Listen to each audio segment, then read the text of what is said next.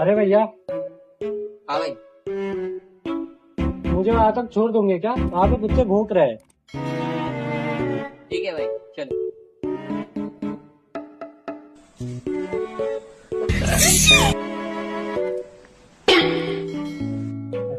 क्या हुआ? मुझे घर तक छोड़ दोगे? क्या क्या कहना क्या चाह रहे हैं भाई आप?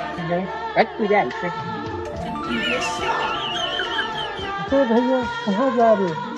रुक जाओ ना। इतने तेजस्वी लोग हैं हमारे पास।